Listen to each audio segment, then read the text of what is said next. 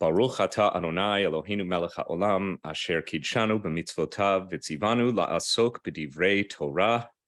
How nice it is that we can bless the holy source of life for the opportunity to immerse ourselves in words that add meaning and dimensionality to our lives. So this is Pirkei Avot. So last week, just as a very brief recap, and I do send out through Natalie, our clergy suite receptionist, a recap and an invitation to view the class online. So if you weren't able to be here, I should say 2 weeks ago, we did not convene last week because we did a 2-day senior staff offsite, which was wonderful, and really excited about the new configuration of the professional team at WRT and what it will bring to our shared experience of, really coming back to life as a synagogue community in the new year. After the last 2.5 very difficult years, I think that this will be a wonderful year of restoration and rebuilding and revitalization and all of those other good rewords.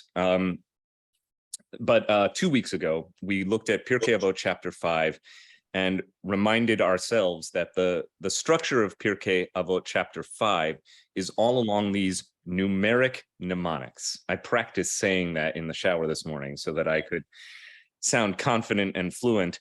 Numeric mnemonics. In other words, easy linguistic memorization devices that are framed around numerals, right? So first we saw a set of tens and things that can be easily memorized in groups of 10.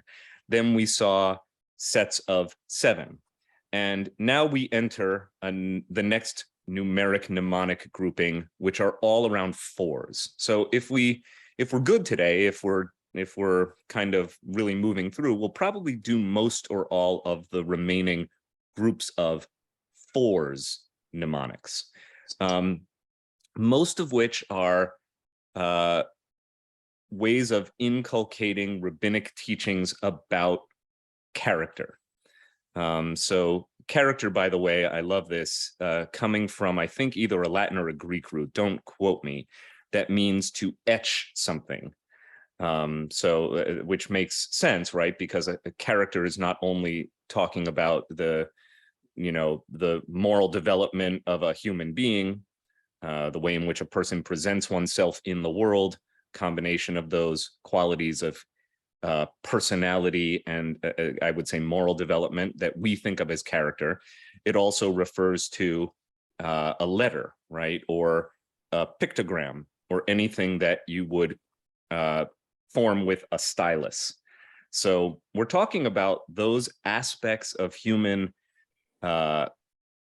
development, the way human beings present in the world that are deeply etched and therefore pertain to character. Sometimes we speak about a person who is a character, and that is related, but not where we're going to go today. So when we looked at our text last week, and for this I will share the screen, we saw I described this as maybe my favorite teaching in all of rabbinic literature. There are 4 types of, and they use the word character in human beings. Now, in Hebrew, the word that they translate here for character is midot, and it does not have to do with etching. Midot actually is a term of measurement. So a midah literally means a measure. And again, like the word character, it's very layered and dimensional word that can be applied in lots of different contexts, because you can measure a piece of furniture, but measure also can be a reference to stature in more than just a kind of, inches and feet, right? So measure can also be a way of talking about character or inner development, personality, and moral attributes. So arba, the wonderful Hebrew word meaning 4, which, by the way, since I'm such a Hebrew nerd, arba comes from a root that also means square, which makes sense, right? So arba midot, there are 4 midot, or they say character types or traits, ba'adam, in a human being. And then we reviewed this one, and you kind of have to just quickly internalize the kind of elliptical way in which it's talking. So ha'omer sheli sheli, the one who says what's mine is mine, v'shelcha shelcha, and what's yours is yours, zomida venonit. This type or this character is the in-between type, or what they say here is commonplace, average, normal. These are all ways of accurately translating this word here, benonit or venonit. So the first type we start with is the normal type of person, the person who says, whatever I have is mine, whatever you have is yours, and never the twain shall meet. The most provocative phrase in the entire Mishnah here, in other words, in this Mishnah, I don't want to say in the entire 6 volumes of the Mishnah, but certainly among them, the Yeshomrim, but there are some who say Zomidat Sodom. This type of person is sodomite, or what they say here. Some say this is a Sodom type of character. And as we said last week, if you haven't yet reviewed the video, 2 weeks ago rather, Sodom in the Jewish imagination, in the rabbinic imagination especially, and there's evidence of this in the biblical literature, is a city and a habitat distinguished not only for the kind of immorality with which sodomy in today's parlance is most customarily associated, so various kinds of sexual licentiousness, particularly pederasty or homosexuality, or homosexual sex between men. That is usually the way in which sodomy is, and we have all sorts of sodomy laws, either on or off the books in American law, legal history. But sodomy in the rabbinic imagination is chiefly not a sexual crime. It's actually a moral crime of stinginess, greed, and self-centeredness. So there are all sorts of qualities that are associated with the denizens of Sodom, which is how the rabbis work through why God slated Sodom and its twin city Gomorrah for such a kind of dramatic form of destruction, to be rained on with fiery hailstone, brimstone and sulfurous hail. It's normally associated in the rabbinic imagination with the crimes of greed and selfishness, which makes this a very provocative statement, that a person who says the normal thing that people say, what's mine is mine, what's yours, is a sodomite, is kind of an extraordinary condemnation of a capitalist mind frame. I mean, if you want to apply this outside of just personality types to the way in which societies organize themselves along who has and who has not, or who has more and who has less, which I think is a reasonable extrapolation from this text, the designation of what's mine is mine and what's yours is yours as a sodomite way of thinking and being in the world is, again, I think, an extraordinary and astonishing condemnation of a capitalist mind frame. Then moving from there, mine is yours and yours is mine is unlearned. It says an am haaretz, literally a person of the earth, which, by the way, in some idiomatic contexts in traditional Jewish literature, am haaretz is not an insult. Am haaretz, can mean the common person, a kind of common laborer. Here, it's clearly intended to disparage, that you're kind of a fool if you think that you can live by a system of whatever is mine belongs to you, but also whatever belongs to you is mine, which is, again, if you extrapolate out from the individual to the society, it's a condemnation of, pure socialism, of collective ownership of all, presumably, real property and chattel. Moving through, one that says mine is yours and yours is yours is a chassid.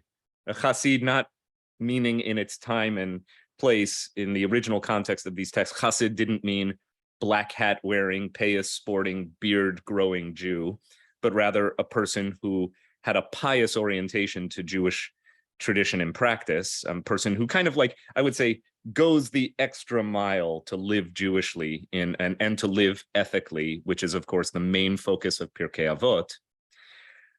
One way in which we do that, this text teaches, is by saying that that by sharing what we have with others, and not by making claims on what others already have as their own. So that is that is like the highest level. And then its direct opposite would be the last one, who says, mine is mine and yours is mine, is wicked, right? One who lays claim to all, not only what one sees as one's own, but also everything else. So this is totalitarianism. Again, I'm just extrapolating out from the frame of the text, which is about the individual, the measure of a human being, the measure of a man, to use the gendered language, to the societal level.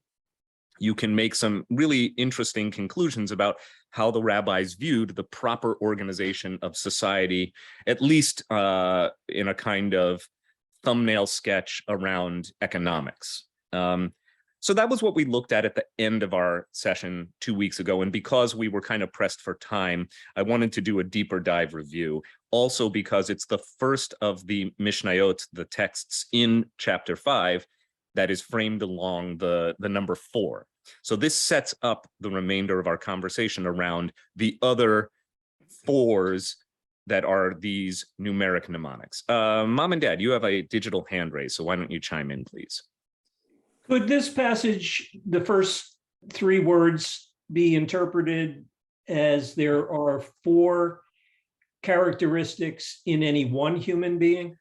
Excellent. So good. And that is a non-traditional, but I think legitimate from at least a grammatical standpoint, read from the Hebrew. Arba midot ba'adam can mean there are 4 characteristics in a human being.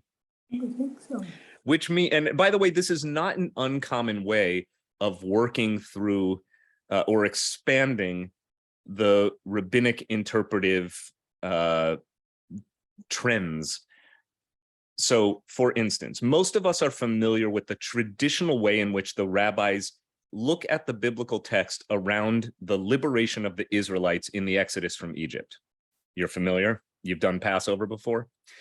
And they notice that 4 times in the text, God promises to, using different words, deliver the Israelites from bondage. And then there's this kind of rhetorical device that pops up, again, 4 times in the Torah.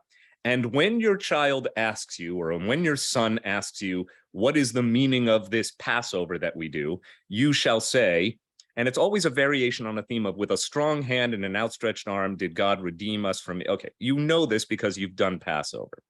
But because there are 4 separate instances of this, each with its own little variation on wording and syntax, the rabbis say, what is meant by this is that there are 4 different kinds of children, and they each have like an appearance at the Passover Seder: the wise, the wicked, the simple, and the one who knows not how to ask. Now, there are some lines of more modern rabbinic commentary that suggest what is actually meant when the rabbis say there are 4 kinds of children, and the way in which they write this in the traditional literature permits this interpretation.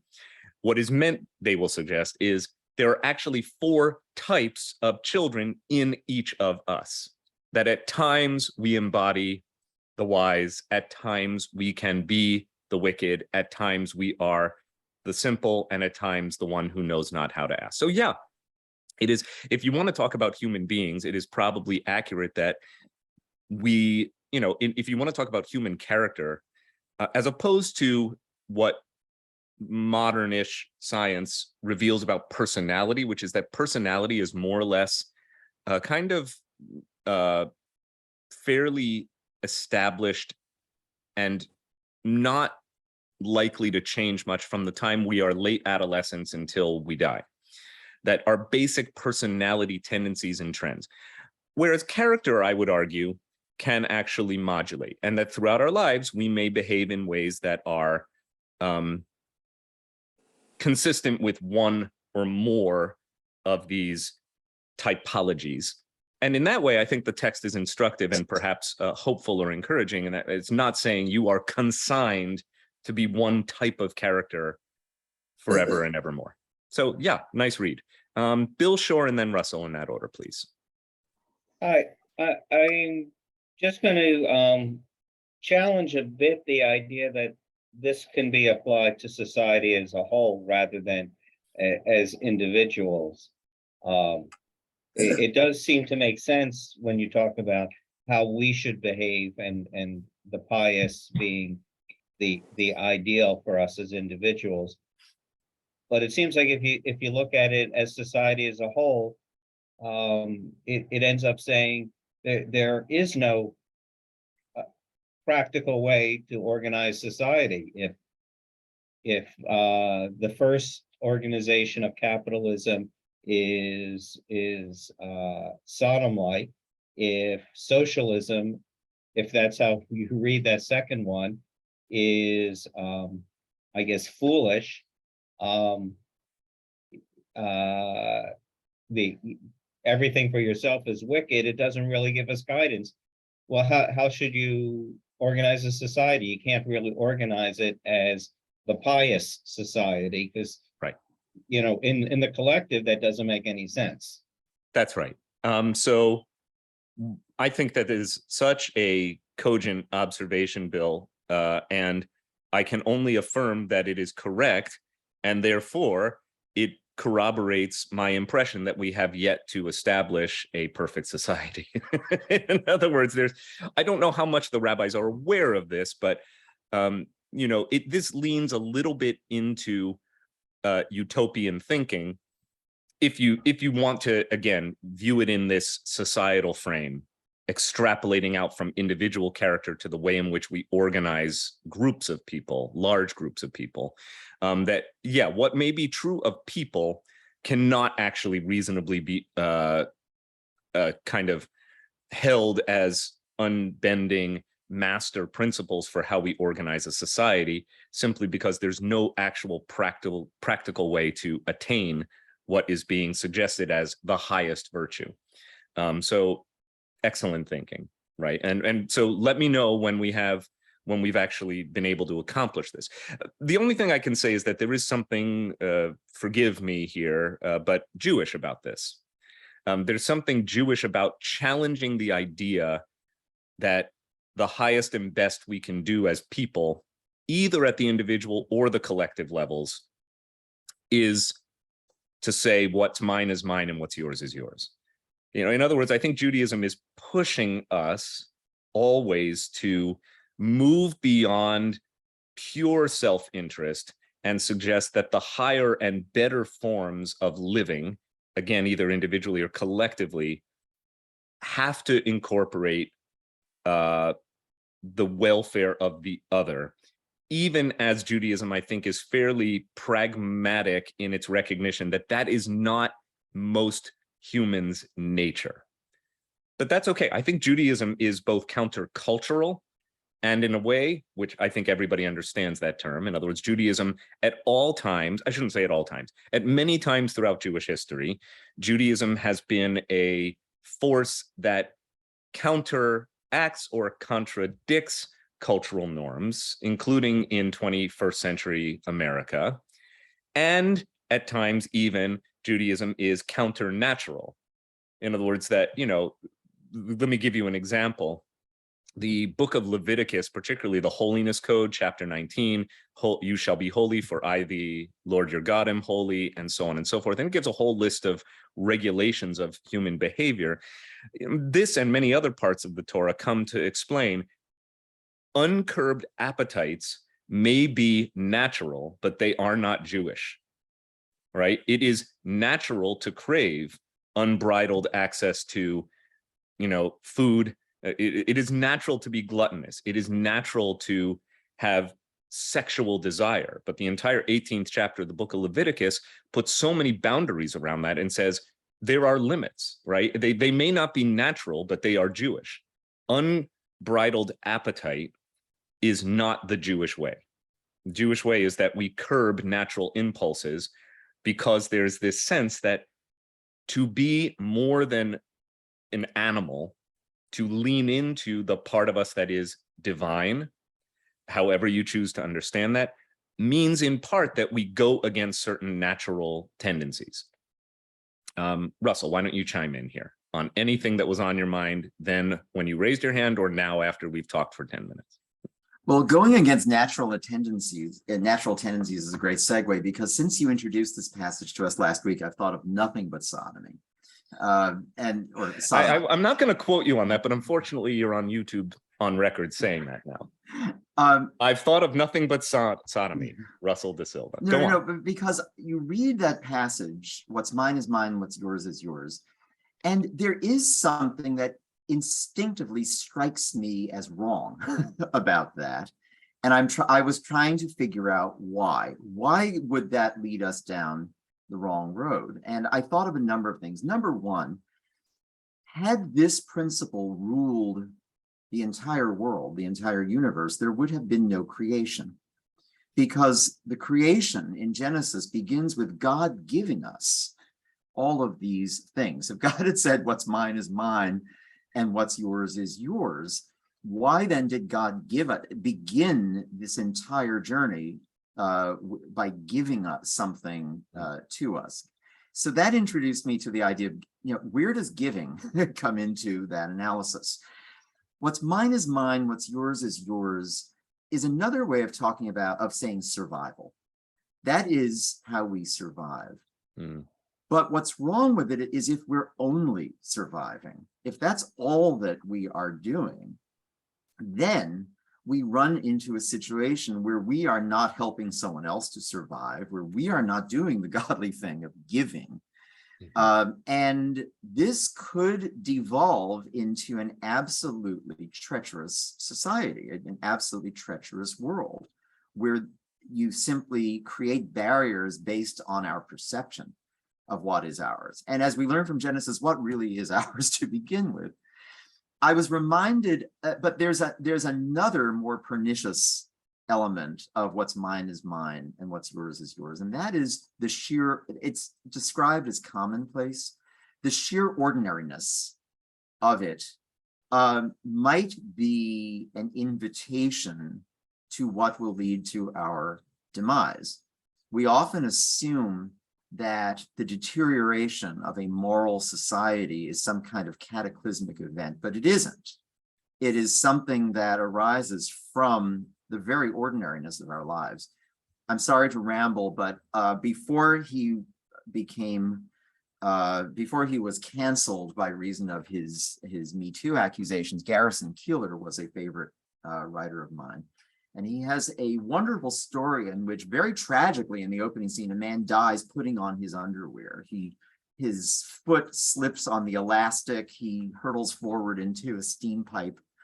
And this is classic Black humor of typical of American writing. But to me, it emblemizes that it is the sheer ordinariness of life in Lake Wobegon that is really what is killing people, and what is leading you into things that actually will cause the fabric of society to disintegrate. I've said too much, but not at all. You're as usual, Russell. What you characterize as rambling strikes most of the rest of us as both cogent and inspiring. So thank you. And I would go on to say, by the way, on the subject of Lake Wobegon and the subject of the beginning of this Mishnah that we're looking at, which of course suggests that the behavior of one who says, what's mine is mine, what's yours is benonit, or average. That in Lake Wobegon, that everyone is above average, which is why I often refer to Scarsdale as a Lake Wobegon, because, of course, all the children who grow up in Scarsdale are above average. A mathematical impossibility, perhaps, but there you go.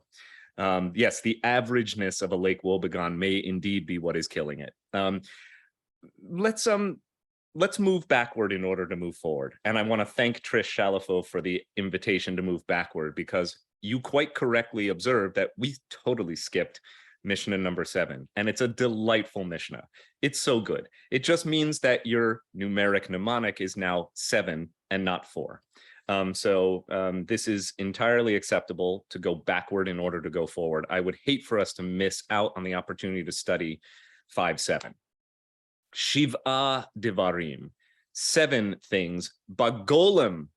There are 7 attributes of a golem, all right, we're going to get to golem because most of us have associations with the word golem that are informed by the great story of the golem by Rabbi Yehuda Lev or Judah Low, or better known as the Maharal, the great rabbi mystic storyteller of Lvov, who immortalized the golem in literature as a folkloric defender of the Jewish people, this clod of earth, and that's why golem here is translated with the English word clod, not a favorable way of describing a human being, just a big mound of earth, a big mound of dirt, but that's exactly what a golem is in rabbinic parlance in this stage of Jewish development. In other words, in the Mishnah, in the 3rd century, golem simply meant a clod of earth,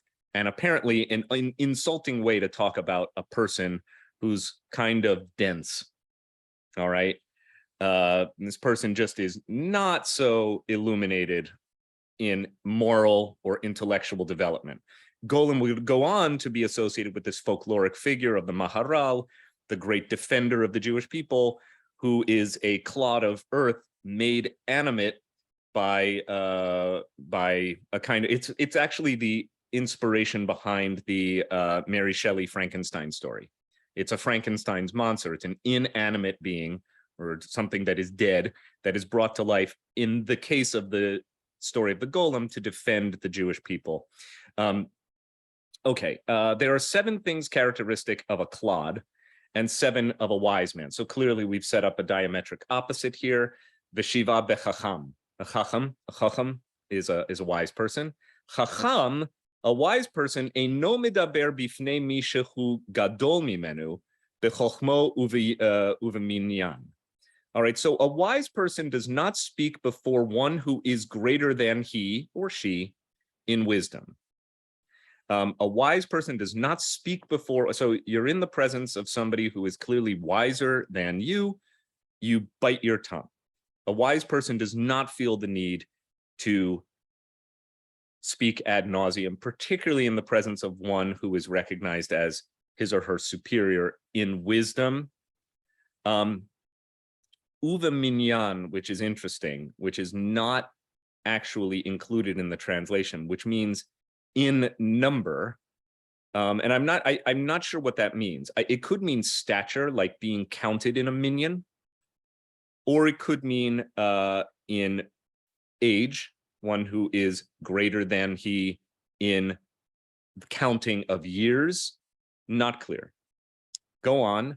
So it's funny to me that they didn't translate that. Actually, what would be helpful is to see how they translate it in a different text. So let's see. 5.7 says in this translation, which is the Kravitz-Olitsky, 7 things distinguish a fool and 7 things distinguish a wise person. The wise person does not speak in the presence of one who is wiser. It still leaves that word uva minyan untranslated. For what it's worth, Jonathan, I've got a 1946 Hertz translation. He does not include it either. So weird. Uva minyan. Huh. Okay, I can't quite figure out why that word is getting untranslated, because it is a word, it's in there, and because the sentence would have been entirely parsable and sufficient without it. Okay, moving on. Thank you, Michelle. And does not break into his fellow's speech, so not an interrupter, and is not hasty to answer.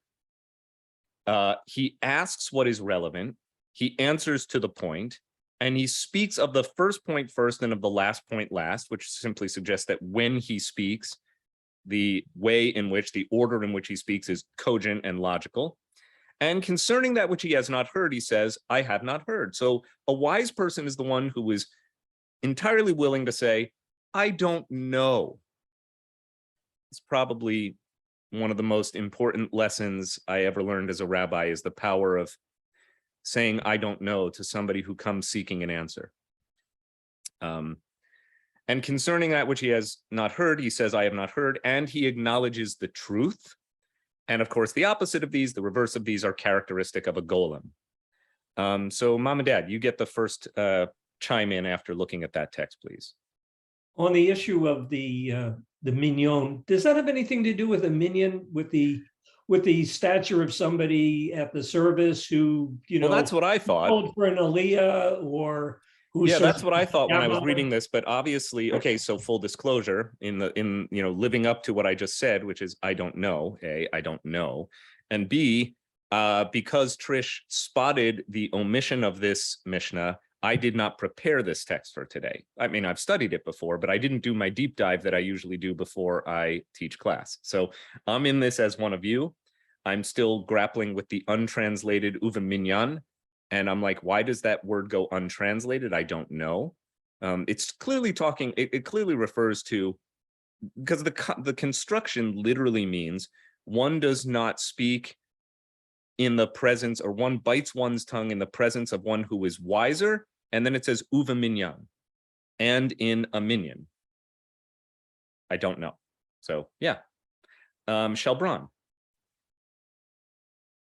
Unmute though, please. Yeah. So first of all, I clearly proved that, just recently illustrated that I am not wise, because I broke in to Oh, I'm sorry. I accidentally muted you and I meant to lower your hand. Sorry. Unmute and try that again, please.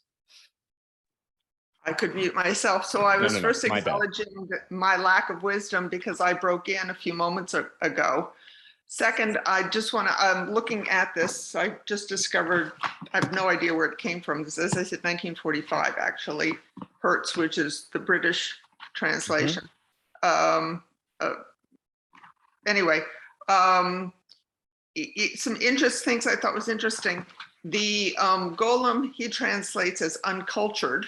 And contrast that with wise, but wise does not necessarily, he comments as the man reared in the Torah, which I think could be a little bit of a different interpretation than we say, oh, it's somebody who's wise. But in fact, the contrast becomes somebody who is not educated versus somebody who is educated.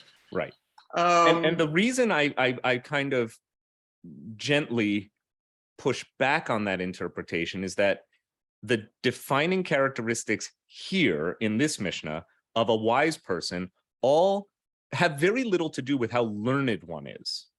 They have a lot to do with how humble one is, or how willing one is to be deferential, not to interrupt, not to speak up, to put limits on one's own speech, which is kind of fascinating because, wisdom is a venerated quality in people and in some cultures, but especially in Judaism.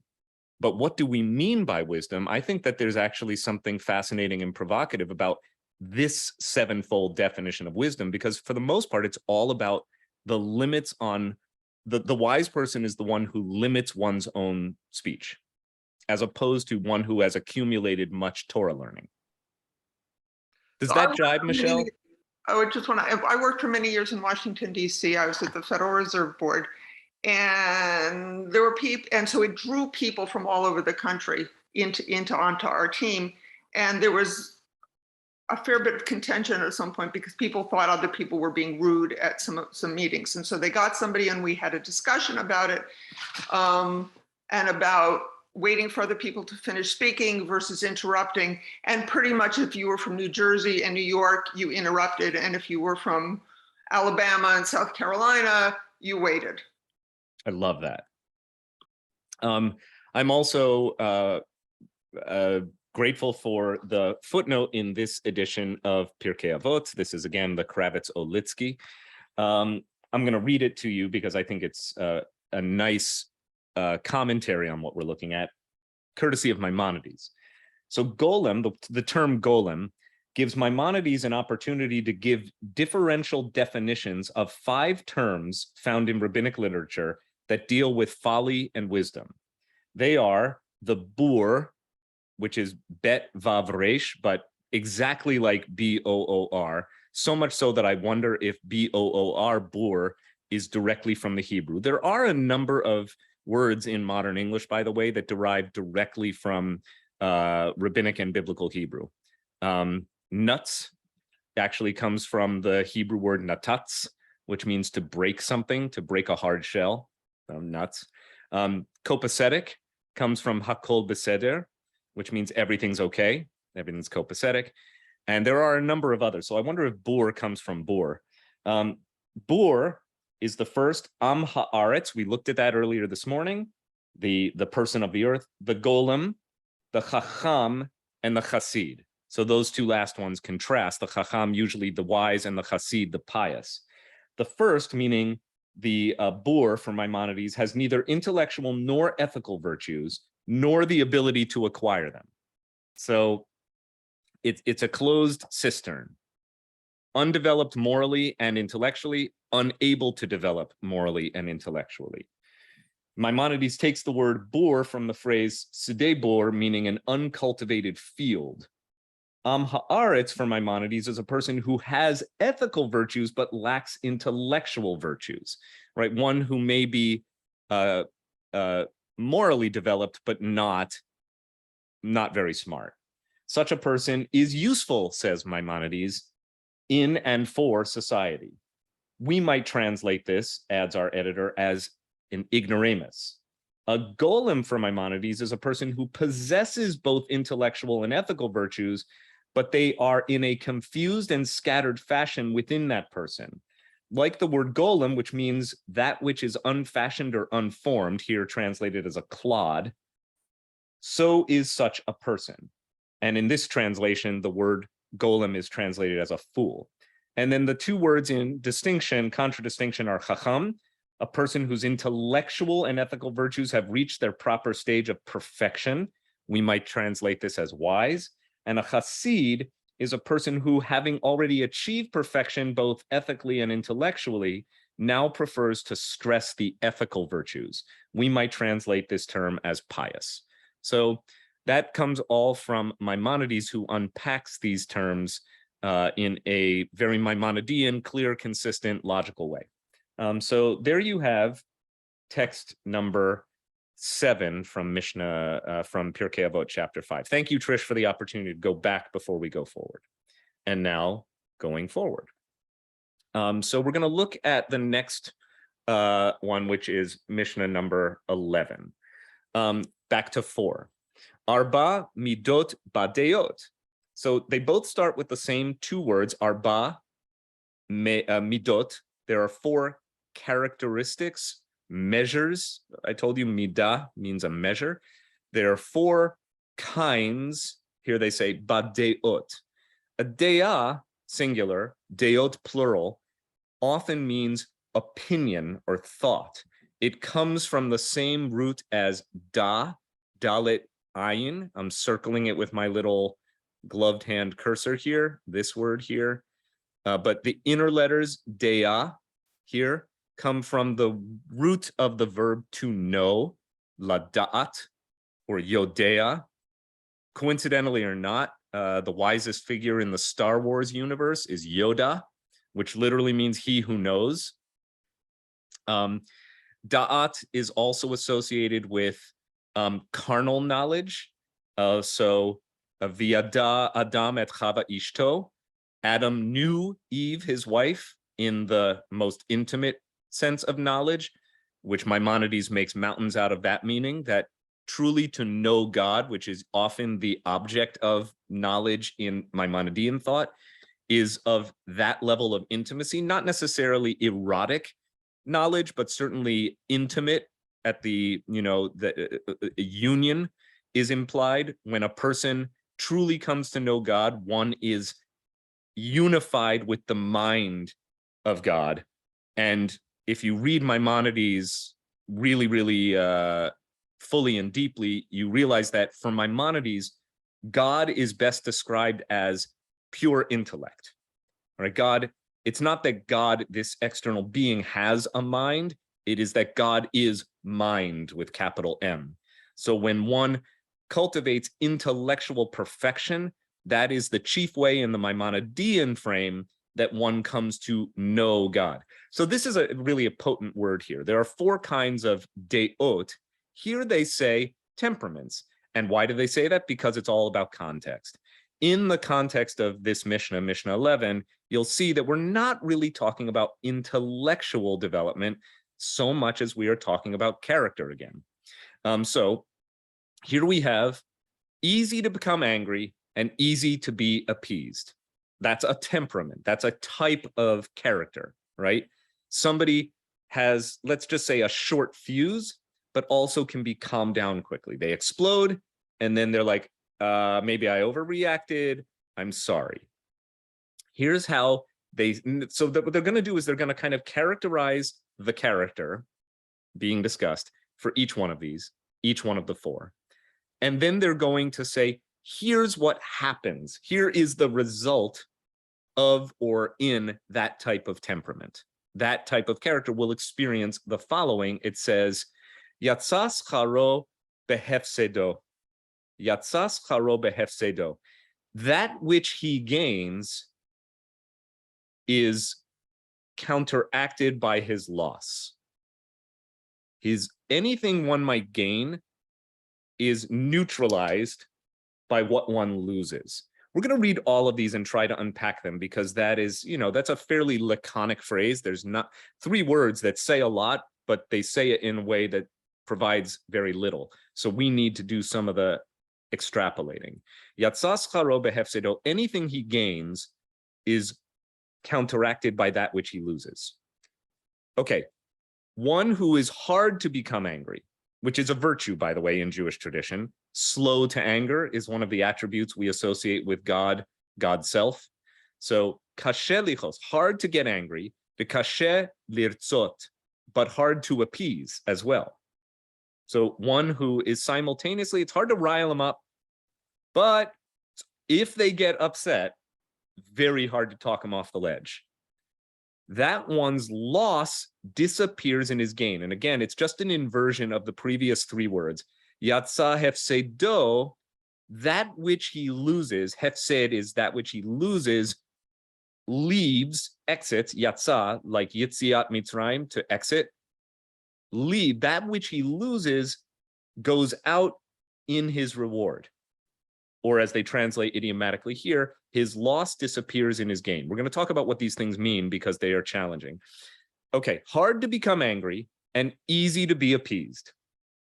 Double virtue, therefore pious, right? Now you're seeing a pattern starting to emerge, right?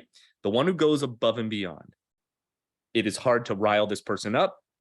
It is also easy to talk this person off the ledge. That is the temperament that is considered highest and best, the chassid temperament, or as Maimonides says, one who has already attained moral and intellectual greatness, but who focuses on moral development. That's the Maimonidean definition of the chassid, the pious one. And finally, easy to become angry and hard to appease is wicked. So if you're following the whole text, it's not hard to understand its meaning, I think, with the exception of the 3-word result in the first 2 clauses. His gain disappears in his loss disappears in his gain, which suggests that there's kind of stasis or neutrality, or something is getting neutralized here in whether we mean moral development or one's relational ability. A lot of this is about how we interact with other people. And one who is easy to get really riled up, but hard to talk off the ledge, which they describe as wicked, is a person who's pretty hard to relate to. And by the way, this holds up in my experience.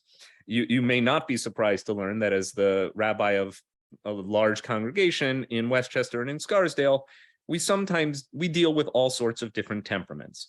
And there are some people who, well, let's just pick out of something that's purely not hypothetical. Let's say a family is applying to get their kids class placement in the religious school, in the Jewish Learning Lab, and they don't get the class they want. They don't get the time they want. They don't get the teacher they want. They don't get the 16 best friends of their child they want. Some people are just able to roll with it. They may say, hey, Rabbi, can I come in and meet with you? We're really, we're not quite where we want to be with our kids' placement in religious school. We'd love to reason together. Some people completely fly off the handle. They just go berserk on us. How could you do this? I can't believe this. I've belonged to this temple for years. Do you know how much money I give to the temple? I'm drawing from experience that is most recently 36 hours old. We are right now in the middle of the religious school in the Jewish learning on placement process. So some of this is very fresh for me. And, we're helping onboard a new educator, Rabbi Leah Citron, who's just fantastic. But before she can get into vision for curriculum, she has to figure out how to make hundreds and hundreds and hundreds of families happy with their kids' placement in their classes in the learning lab, which of course is the definition of a impossible or Sisyphean task. Can't be done for the whole community. Some people will be unhappy, but the question is, how do we negotiate with the families who are unhappy, right? So some of them really fly off the handle, but then they're pretty easy to appease. They come in and meet with the rabbi. There's a relational opportunity. They might even acknowledge, I think I might have overreacted, and then we can make some headway. Some of them cannot be appeased, and they just continue to grind and grind and grind. And we, on the receiving end, often feel a little bit beaten down. Some of them don't get angry in the first place. They say, okay, this is a reasonable dilemma for a synagogue to have. I'm receiving it in a way that is unpleasant. Maybe I will meditate on how this sits within me before I call the director of the religious school and ask for a meeting. We love dealing with families like that who can say, we're not quite where we need to be. Hard to get angry, easy to appease. But the ones that are most interesting is where there's some kind of disconnect, where they are perhaps easy to get angry, but also easy to talk down off the ledge. Or the opposite. They are hard to get angry, but once they do, they're really hard to talk down off the ledge. In both of those cases, there's this curious phrase, his loss is neutralized by his gain, or his gain is neutralized by his loss. So what is meant here? Now I'm opening up the dialogue for you. And yes, we do have so many I won't say who it is, but one of you texted me in the chat interface, oh my God, I hope it's not my kids. So I won't say who it is. That's awesome. And I will tell you, it is not your kids. And I even had a wonderful meeting with your kids this week. Okay. I'm thrilled that there are so many families participating. Thank you. So am I. It's really nice. We are coming back to okay, your turn. You don't have to use this exact example, but it did occur to me when I was preparing today's lesson as relevant in the extreme, at least in my world. Anyone want to comment on what is meant here? The temperaments specifically pertaining to getting riled up and being talked down. Not talked down to, but settled. And this whole loss gain equation. If anyone wants to take a stab at that, I'd be eager to hear it. Put the text back up so you can see it again too.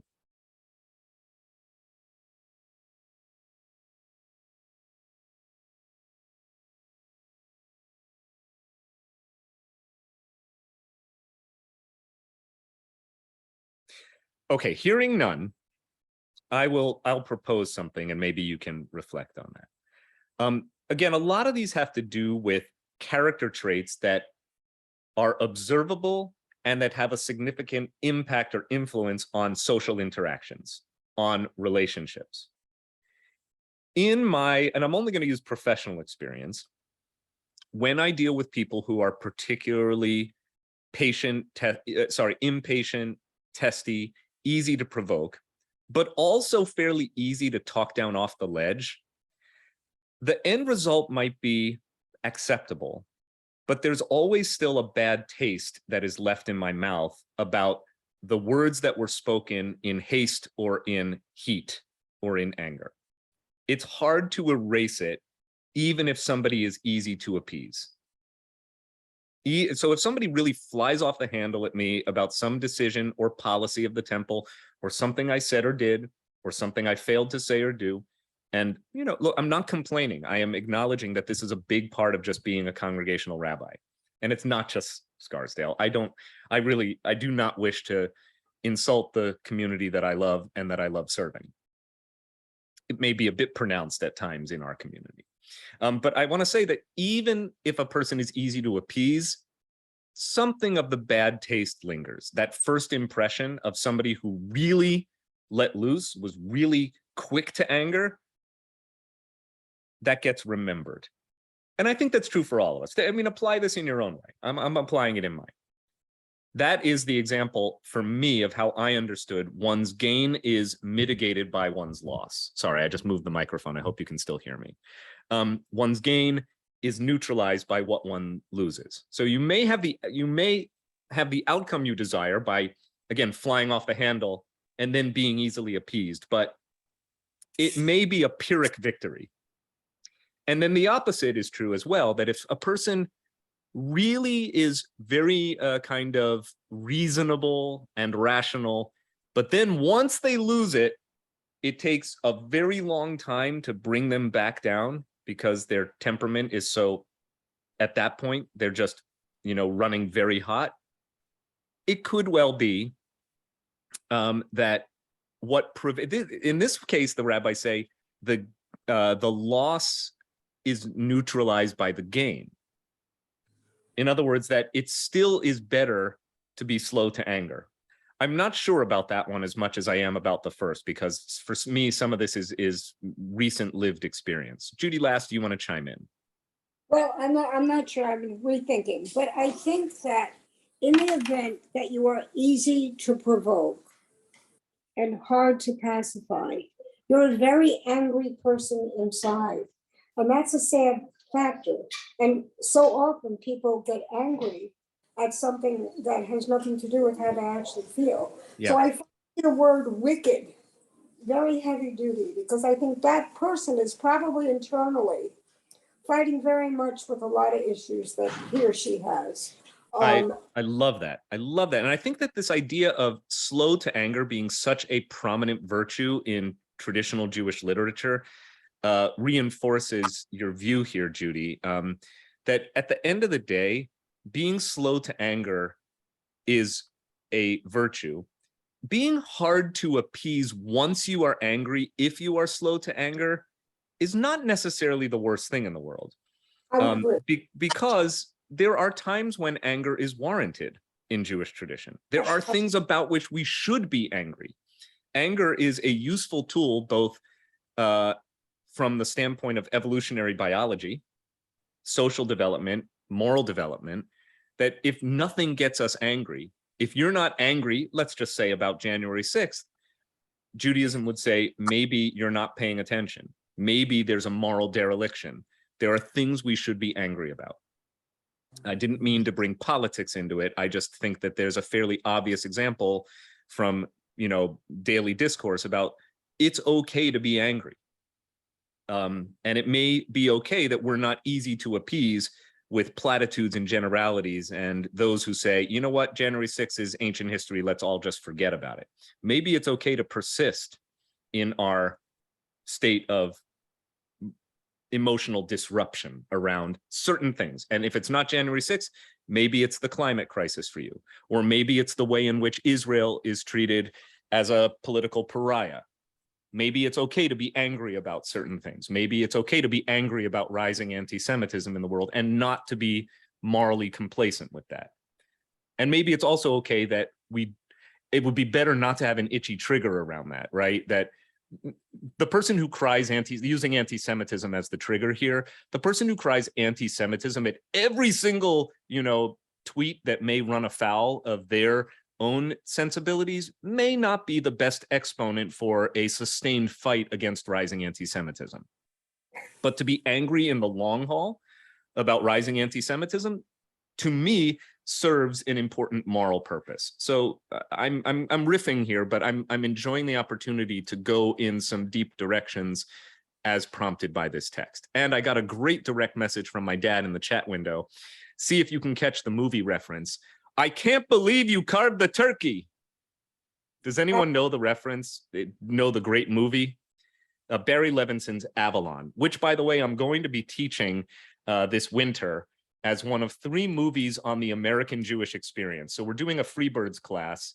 It'll probably be in person. You probably have to watch the movies in advance, and then we'll do clips. But it will be sponsored by the Freebirds, our kind of empty nesters / baby boomers group, but open to all. So wherever you fall in the age and life stage spectrum, I hope you'll participate. But we're going to do 3 movies of the American Jewish experience. I always like to teach something fun, kind of Jewish culture themed. I know 2 of them. One is Avalon. One is by Barry Levinson. One is going to be A Serious Man by the Coen brothers. I'm open to suggestions for what number 3 should be. I still haven't figured that out yet. I want them to be movies that comment meaningfully on the American Jewish experience specifically. So don't, you know, you don't have to share now in class, but if something comes to you, drop me a line, please. Okay, are we ready to move on to the next text? Very good. Okay, and so we shall. Yeah, I can't believe you carved the turkey from Avalon. If you don't know the scene, it's so good that I can't spoil it. Okay, so, but this idea of holding on to a grudge, not just for a few minutes or a few hours or a few days, or even a few years, but for decades, is actually at the heart of this movie. And thank you, Dad, for sharing that, because now I know what text I will bring when we study that movie. It'll be Pirkei Avot, chapter 5, Mishnah number 11. Okay, we move on. Another four types of disciples. Okay, these are really just kind of fun, and you can see the rabbis are riffing here too. The organization of the text is really just nice mnemonics that bring us deep windows into how the rabbis think about the development of character, which is where we start today. That in a person which is deeply etched. Arba midot batalmidim. There are 4 types or 4 measures of a student, or 4 types of talmidim, like Talmud, like lomed, all of these words that mean learning. 4 types of talmidim, 4 types of students. One who is quick to comprehend and also quick to forget. His gain disappears in his loss. Now this phrase, by the way, which was the result clause of the if-then text that we just looked at, now it's starting to make sense how the rabbis understand this phrase. If you quickly comprehend material, but then it's like you're like a sieve, in one ear, out the other, anything you gain is neutralized by what you lose. This makes sense. This makes a lot of sense. We're not talking about temperament. Now we're talking about the way you learn. Okay. If you are slow to comprehend, but also slow to forget, your loss disappears in your gain. And in other words, I think what's being said here is what you obtain, what you gain from learning ultimately prevails over what you may have lost, as it were, in your learning deficit. You know, it took you a long time to master the concept, but once you have it, you have it. Whatever difficulty was experienced in the learning process is neutralized by the fact that now you have it. Okay, and most of us have examples of this. Think of a skill or a set of knowledge that was labor intensive for you to acquire. But once you had it, you had it. Maybe you were the person who struggled to master multiplication tables, but now if somebody says, quick, 7 times 8, and you say 56, you know, okay, that's not the hardest thing, right? But you may have labored as a child really to get it. But now it's there. It's as if the labor is lost. It doesn't matter because you have it. Any questions so far? All right, obviously you know where this is going because the syntax of these texts, the format of these texts are all directly in parallel to one another. Quick to comprehend, slow to forget, that person is wise. Notice that they don't use pious because we're not talking about moral virtue here. We're talking really about intellectual virtue, which is also important to the rabbis, though perhaps one stage lower on the rabbinic scale of what matters in life. And the last one, slow to comprehend, quick to forget. This is an evil portion. I don't like that translation. I would say, here's an idiomatic translation that I think is valid. Slow to comprehend. In other words, it takes you a long time to learn stuff, and then once you have it, you quickly forget it. Ze chelek ra. Sucks to be you. Okay? Sucks to be you. Ze means this is, this. Chelek means one's lot in life, one's portion. That's just how you're wired. I mean, there's something where the rabbis, I think, are acknowledging with some compassion. Some people are not cut out to be great learners. Not everybody is going to be a Talmid Chacham, the wise student, or the wise child at the Seder, to go back to a theme we picked up early in our study today. That's just not everyone's jam. And so when it says Ze Chelek Ra, they differentiate between the person and something which is beyond the person's control. By saying Ze Chelek Ra doesn't mean evil. It just means bad, and it often means unfortunate. That is an unfortunate thing. Sucks to be you, in other words. That's why I translated it as sucks to be you. It's not your fault. This is just the type of learner you are. You work hard to learn, and then just as soon as you've mastered it, it goes out. And therefore, you can never advance in your learning. That's really unfortunate for you. I'm sorry. That is not lacking in compassion, by the way. That is not saying you're a bad person. It's very different from the previous few texts we've looked at, where the last one is always, that's the wicked type, or that's the golem type, or that's the Sodom type, or there's clearly a disparaging intent behind the one who lacks either the moral characteristics that are being lauded, or who, in this case, can't attain the intellectual characteristics that are being lauded. It's not his fault or her fault. Ze Chelek Ra, it's your bad luck. It's your it's an unfortunate portion. Sucks to be you. Thoughts on this one? I happen to like this text very much, both because I do cherish the art of learning, and I work with all different kinds of learners, and I hope, learned to become more understanding and compassionate with different styles of learning and different attributes of learning. I try to modulate my skills or my demeanor as an educator in conversation with the kind of learners I'm working with, recognizing that it's often a mixed group. But I think a text like this reminds me that the role of education is incredibly complex on the relational front. It's not just about mastering material and then regurgitating it. The education is a relational art, and I hope that my attention to my work as an educator comes through in allowing different learners of different learning styles or learning temperaments, as they are described here, learning midot, learning measures, comes through in my efficacy as an educator, that you often do have to modulate the way you teach to match the style of the different kinds of learners you might encounter. We do have some educators in the room, and maybe you want to chime in. Trish, do you want to? I'm not pointing you out as an educator necessarily, but I'd love for you to be the first to speak here. No, my comment, unfortunately, has nothing to do with meaning, or it's a structural one. I'm just wondering. I mean, I'm interested to see that it doesn't build to what I would think would be the pinnacle, the wise person. It hits on wicked last, or the less fortunate situation last, and it's just an interesting structure, and I'm kind of wondering why it was written that way. My guess, though it may not be satisfying like a good meal, is simply that that's the format that matches the other texts in the neighborhood. Meaning, but why are the other ones written that way too? That why is the pinnacle? Why does it do this? Like it's like come last. Right, it goes up to wise, and then the last one. Yeah, in some ways, the logic of it suggests to me that the rabbis are thinking of the negative one as best defined as the opposite of the one that came before it. Right, so that the way we understand the person in society who is either morally underdeveloped, intellectually underdeveloped, temperamentally underdeveloped, is actually the person who least resembles the one of virtue. Suggesting that, like, I don't know, it's really fascinating just to examine this from a structural standpoint.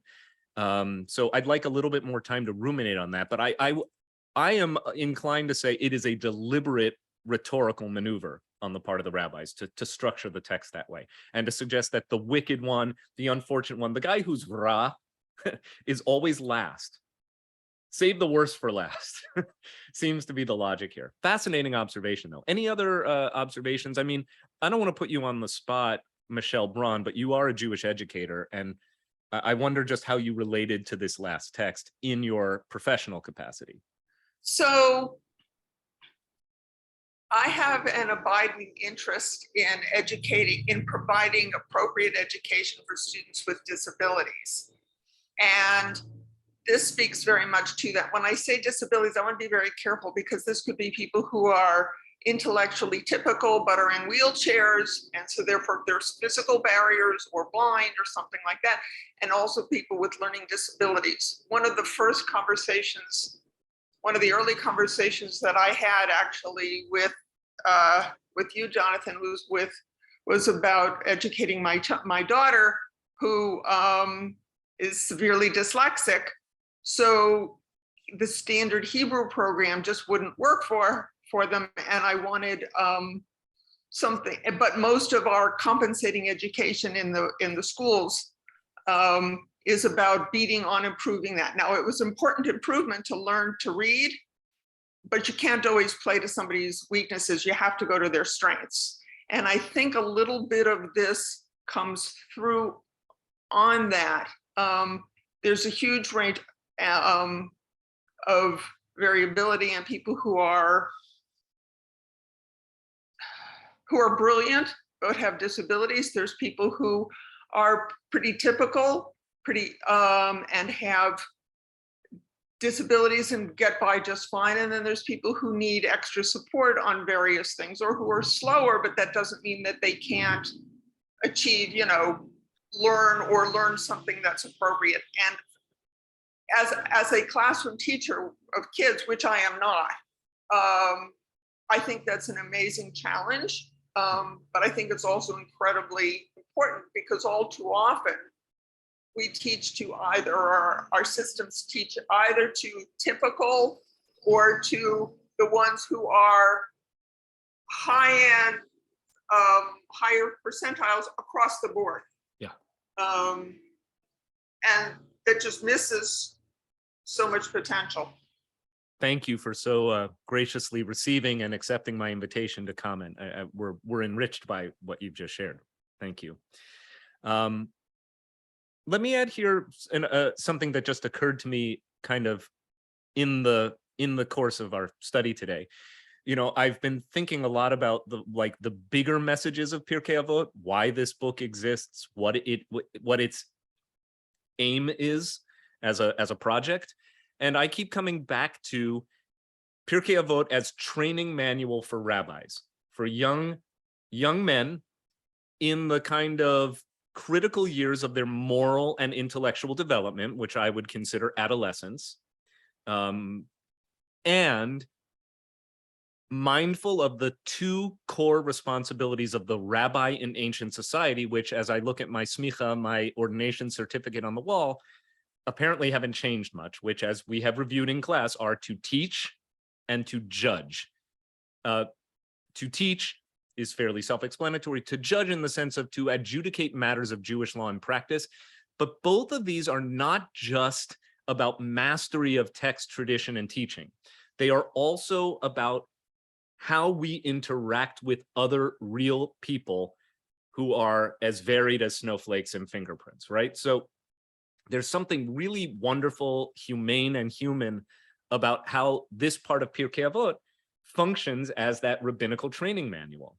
We're going to teach these young boys to become master teachers and master adjudicators, but in order to do that, we have to cultivate not only their intellectual development and their moral development, but also the way in which that aspect of their development will interact with the many other types of people that you will encounter as rabbis. So I think it's entirely consistent of my conclusions about what Pirkei Avot is and is trying to do as a kind of big project of Jewish literature. And from there, we move on. Okay, we have time for at least one or two more. Maybe we'll get through the forest today. So Mishnah number 13. Arba midot b'notenei tzedakah. Okay, now you know the form or the formula is fairly straightforward. There are 4 types of people who give tzedakah.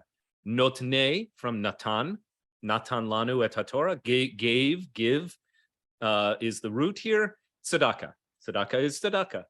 They translate it here as charity givers. I think we all know that tzedakah is more than just charity. It means righteousness.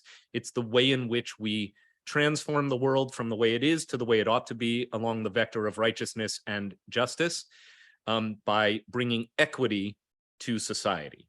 So it's much more than just a money handout, and Maimonides is the chief exponent on the different levels of tzedakah. It is much more than just about, here's some money, go and do with it. It is about bringing equity to society. But pre-Maimonides, by a factor of, more than 5, well, Maimonides is what? 13th century? So 10 centuries, 1,000 years. Arba midot benotnei tzedakah. There are 4 kinds of people who give tzedakah. The one who wishes to give, but that others should not give. Weird. Okay, harotzeh sheyiten, he wants to give, velo yitnu acherim, but that others should not give. That's a very complex phrase. We'll come back to it. Eino ra'a b'shel acherim.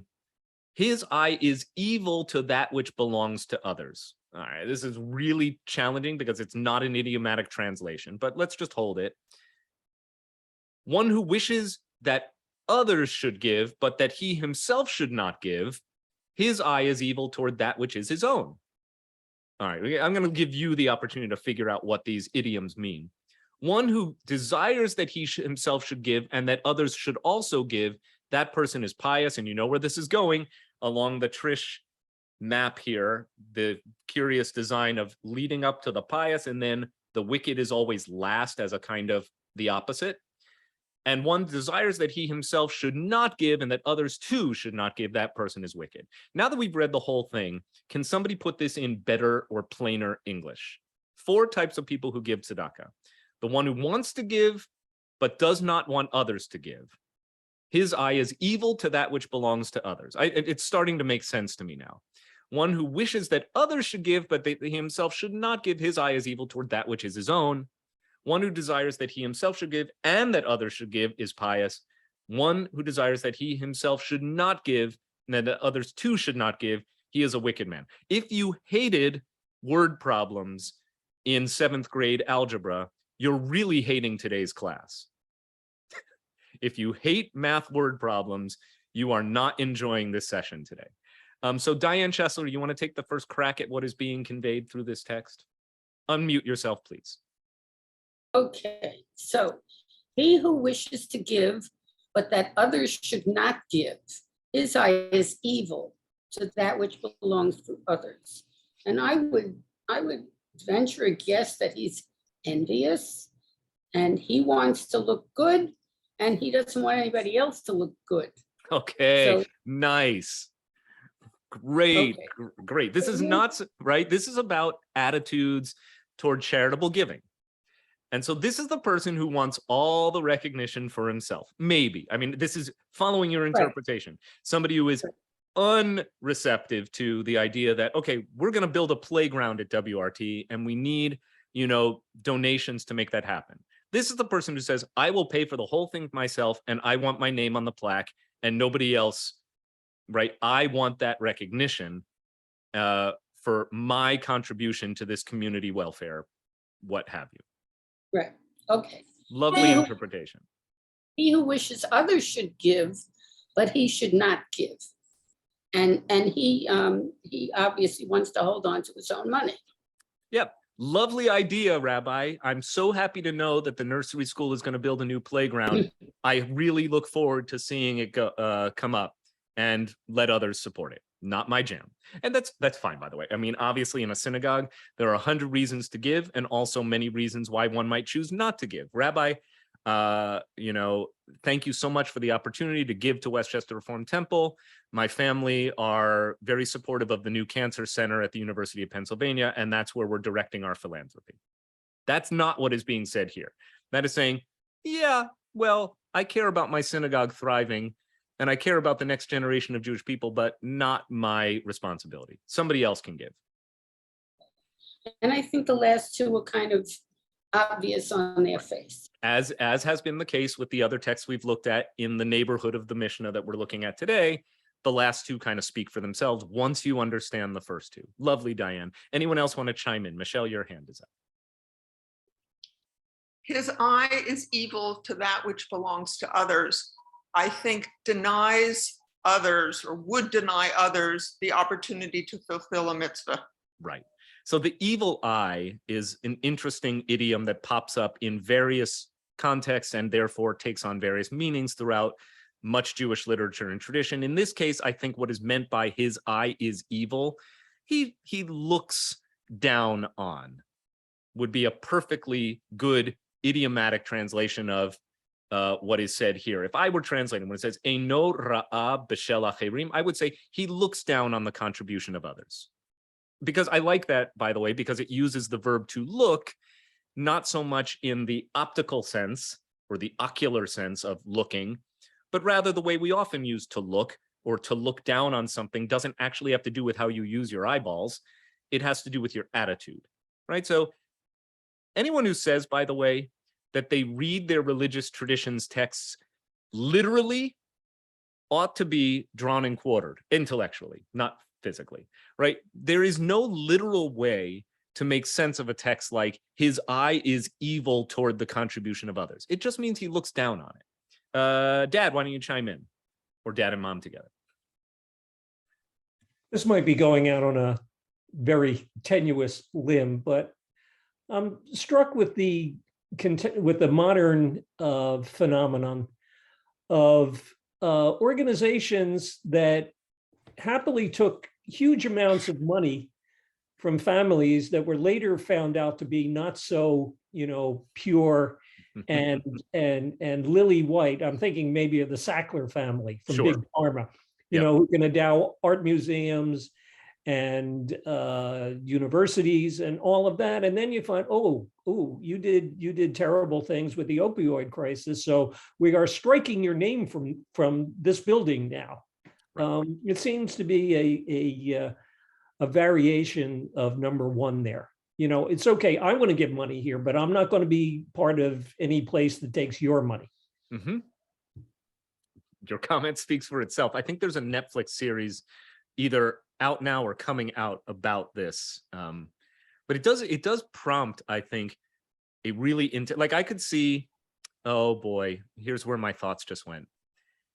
If our beloved teacher and friend, Rabbi Aaron Pankin, were still alive. Many of you remember that Rabbi Pankin, Aaron, Zichrono Livracha, used to teach the congregation during the late service in the morning of Yom Kippur in what feels like a very distant time in the past, but was only a few years ago, Aaron having died in the spring of 2018. But before COVID, before services in tents and what have you, this would have been an amazing teach for this year. Like what do we do about Jewish teachings around tzedakah? And because it's not just about the effect of one's money on the future or a current project. It is also about from where does this money derive?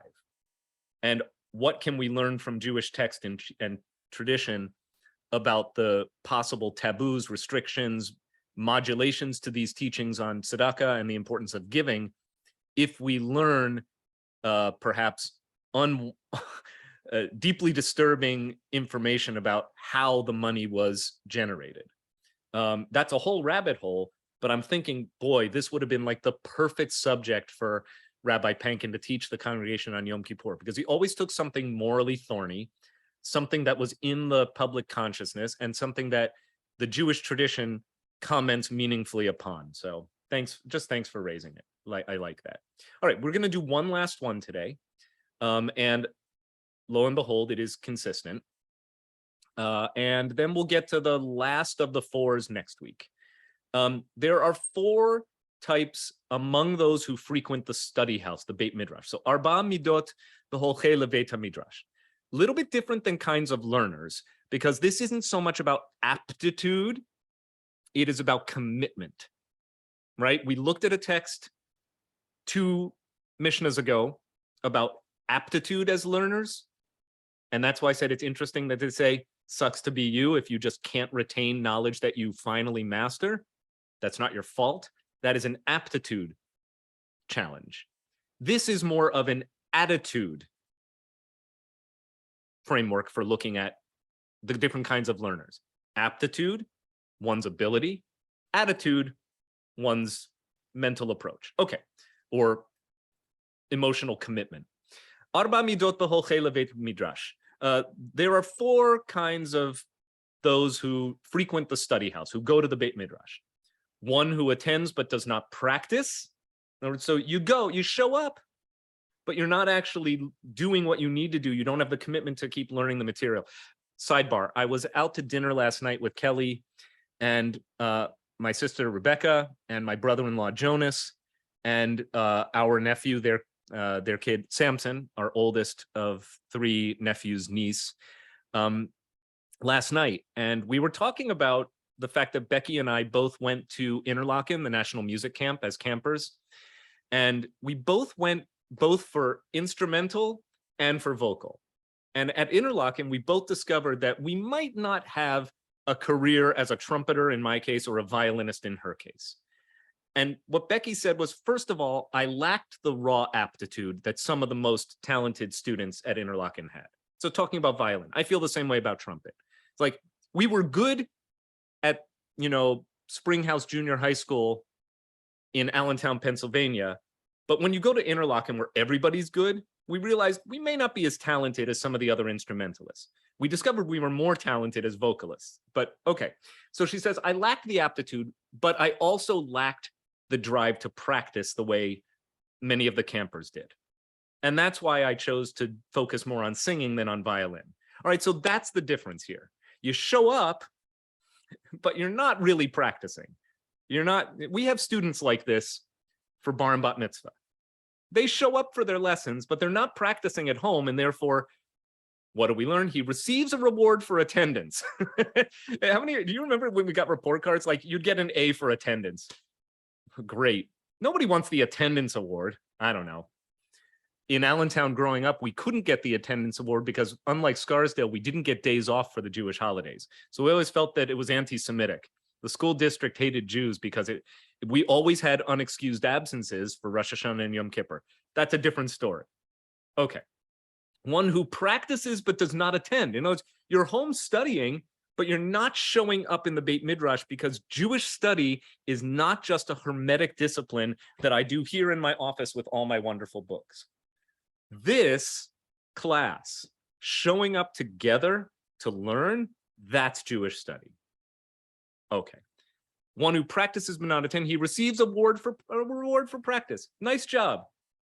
He who attends and practices is pious. He who neither attends nor practices is wicked. And on that note, without even unpacking the text because it speaks for itself, I thank you for both showing up and for practicing, because it's clear to me that over the very long period of time that we've been studying these texts, you have really dedicated yourselves, as the Torah teaches, with heart and soul and might. So keep it up, class. You're doing great things, and I love the opportunity to learn with you. Rabbi, was there a Zoom option in those days? No, you really had to show up in person. No. Yep. So Thanks so much, John. Thanks, everyone. This class has been recorded and will be posted online. Be well. So inspiring. Stay well. Thank Bye-bye. you. Too. Bye-bye. No, that's a great suggestion. Thank you. My dad just sent a movie suggestion my way. That's a great suggestion. I've read about it. You're muted, but yeah. The immigrant experience, and in some way, the 3 movies that you mentioned go from the immigrant experience to the 50s to the modern day. The modern, well, I mean, A Serious Man is set in the 60s, but it's a very 21st century outlook. Cool. Yeah. All right, my friends. Thanks, John. Thanks, honey. Thanks, guys. Bye. Yeah, bye.